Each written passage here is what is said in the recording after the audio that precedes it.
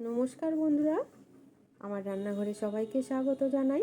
আশা করছি সবাই খুব ভালো আছেন, আমিও ভালো আছি। আজকে আমি আপনাদের সঙ্গে শেয়ার করব চাল কুমড়ো রান্নার একটা নতুন রেসিপি। চাল কুমড়ো আমরা অনেকেই অনেক রকমভাবে রান্না করে খেয়ে থাকি। আজকে আমি আপনাদের সঙ্গে আমার তৈরি রেসিপিটি শেয়ার করব।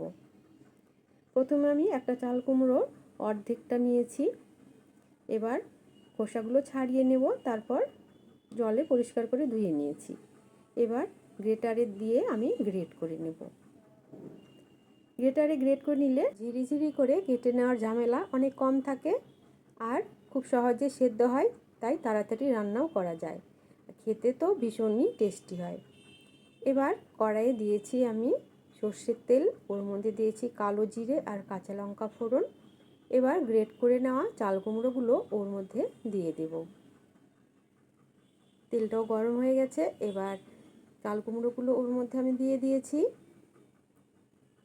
পরিমাণ মতো নুন দেব আর ভালো করে নাড়াচাড়া করে ঢেকে রাখব। এভাবে চাল কুমড়ো রান্না করলে ভীষণই টেস্টি হয়। এবার নুন দেওয়া হয়ে গেছে, খুব ভালো করে মিশিয়ে নেব আর এবার ঢাকনা দিয়ে ঢেকে রাখব। চাল কুমড়ো সেদ্ধ হতে বেশ সময় লাগে, তাই আমি ঢাকনা দিয়ে ঢেকে রেখে চাল কুমড়োগুলো সেদ্ধ করে নেব। খুব ভালোভাবে সেদ্ধ হয়ে গেলে ঢাকনাটা সরিয়ে নেব। দেখুন অনেকটাই সেদ্ধ হয়ে গেছে। এবার জলগুলোকেও ভালো করে শুকিয়ে নেব। তার আগে দেব পরিমাণ মতো হলুদ আর স্বাদ মতো চিনি। এবার হলুদ আর চিনি দেওয়ার পর খুব ভালো করে চিনি আর হলুদগুলো মিশিয়ে নেব চাল কুমড়োর সাথে। জলটা খুব ভালো করে শুকিয়ে নেব আর দিয়ে দেব পোস্ত বাটা। আজকে আমি চাল কুমড়োর মধ্যে বেশি মশলা ব্যবহার করব না, শুধু পোস্ত বাটা দিয়েই চাল কুমড়োটা রান্না করব।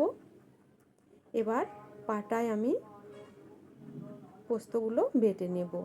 পোস্ত বাটার সময় কাঁচা লঙ্কা দিলে আরও বেশি ভালো হয়। আমি যেহেতু আগে দিয়েছি, আমি আর কাঁচা লঙ্কা দিলাম না। এবার পোস্তগুলো বেটে নিয়েছি, চাল কুমড়ো থেকে জলগুলোও শুকিয়ে গেছে। এবার পোস্ত বাটাগুলো চাল কুমড়োর সঙ্গে খুব ভালো করে মিশিয়ে নেব। তারপর ওর মধ্যে দিয়ে দেবো সর্ষের তেল।